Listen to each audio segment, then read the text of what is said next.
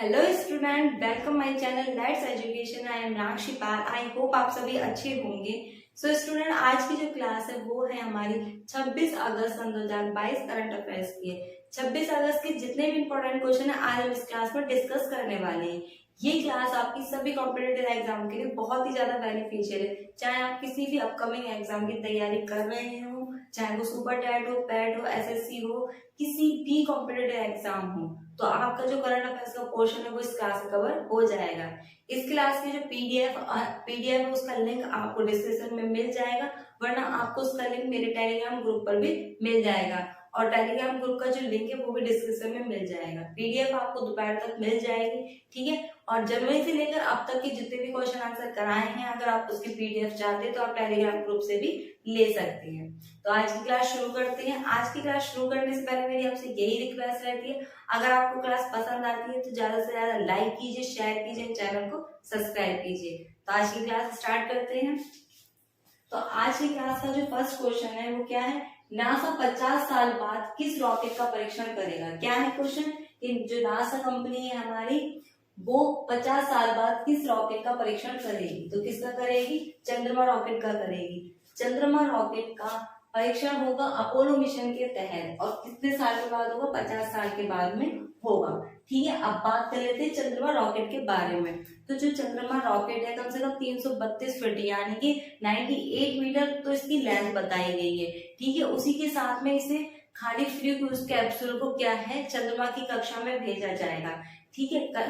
जो चंद्रमा की कक्षा में भेजने के बाद में ये चंद्रमा का चक्कर लगा कर वहां की प्रतिक्रिया के बारे में बता पाएगा, ठीक है। इसी मिशन के तहत इसको बनाया गया है, ठीक है। अब बात कर लेते हैं कि किसने बनाया था। नासा 50 साल बाद इसे परीक्षण करने वाली है। और कब करने वाली है, नेक्स्ट डे इसका परीक्षण करने वाली है, यानी कि अगले हफ्ते में इसका परीक्षण करने वाली है, ठीक है। अब बात कर लेते हैं नासा की। तो नासा क्या है, नासा की फुल फॉर्म है नेशनल एरोनॉटिक स्पेस एजेंसी। क्या है, नेशनल एरोनॉटिक स्पेस एजेंसी। इसकी स्थापना कब हुई, इसकी स्थापना 1958 में हुई है। इसका हेडक्वार्टर कहाँ पर है, वाशिंगटन डीसी में है। कहाँ पर है, वाशिंगटन डीसी में है। बात कर लेते हैं नेक्स्ट क्वेश्चन की। तो नेक्स्ट क्वेश्चन है, किसे शरणार्थियों के स्वागत के प्रयासों के लिए यूनेस्को शांति पुरस्कार से सम्मानित किया गया, यानी कि वो कौन से सदस्य हैं जिन्होंने शरणार्थियों के स्वागत के प्रयासों के लिए यूनेस्को शांति पुरस्कार से सम्मानित किया गया है। तो कौन है वो, पूर्व जर्मन चांसलर एंजेला मार्केल है। कौन है,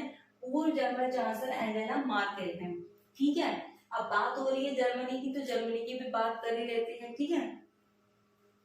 तो कौन है, जर्मनी की कैपिटल क्या है, बर्लिन है। यहाँ की करेंसी क्या है, यूरो है, ठीक है। और यहाँ के जो प्रेसिडेंट है वो कौन है, तो फ्रैंक वाल्टर स्टीनमेयर है। कौन है, फ्रैंक वाल्टर स्टीनमेयर यहाँ के प्रेसिडेंट है, ठीक है। अब बढ़ते हैं नेक्स्ट क्वेश्चन की ओर। तो नेक्स्ट क्वेश्चन है, हाल ही में कौन सा राज्य औषधि प्रबंधन प्रणाली के माध्यम से दवाओं की ऑनलाइन निगरानी शुरू करेगा, यानी कि वो कौन सा राज्य है जो औषधि प्रबंधन प्रणाली के माध्यम से, जो औषधियों का प्रबंधन किया जाता है उस प्रणाली के माध्यम से दवाओं की ऑनलाइन निगरानी करेगा। तो कौन करेगा, केरल करेगा, ठीक है, केरल। अब बात कर लेते हैं केरल की। तो केरल की कैपिटल क्या है, तिरुवनंतपुरम है। यहाँ के सीएम कौन है, पिनराई विजयन है।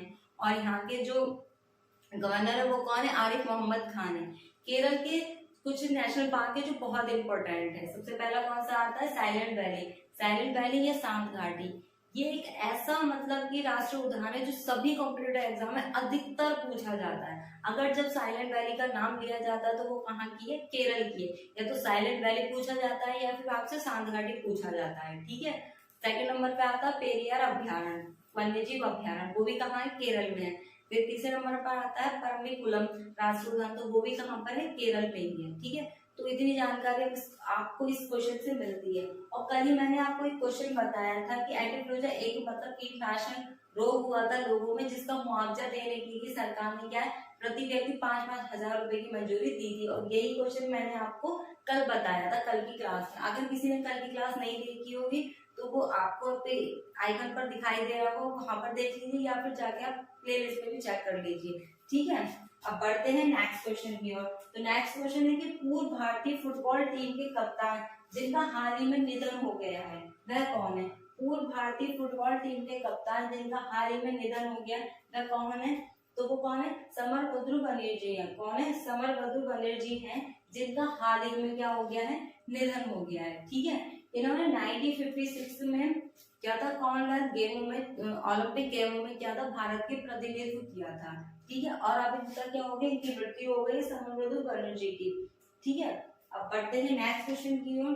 तो नेक्स्ट क्वेश्चन है कि हाल ही में किस देश की संवैधानिक न्यायालय ने प्रधानमंत्री को आम चुनाव से पहले ही पद से निलंबित किया है? क्या है क्वेश्चन, हाल ही में किस देश के संवैधानिक न्यायालय ने प्रधानमंत्री को आम चुनाव से पहले ही अपने पद से ही निलंबित कर दिया है? ठीक है, तो किसे कर दिया है, थाईलैंड के। थाईलैंड के जो प्रधानमंत्री हैं उनको सारे आधिकारिक चीजों से उनको क्या कर दिया है, निलंबित कर दिया है। ठीक है, अब बात कर लेते हैं थाईलैंड की। तो थाईलैंड की कैपिटल क्या है, बैंकॉक है। यहाँ की करेंसी क्या है, थाई बात है।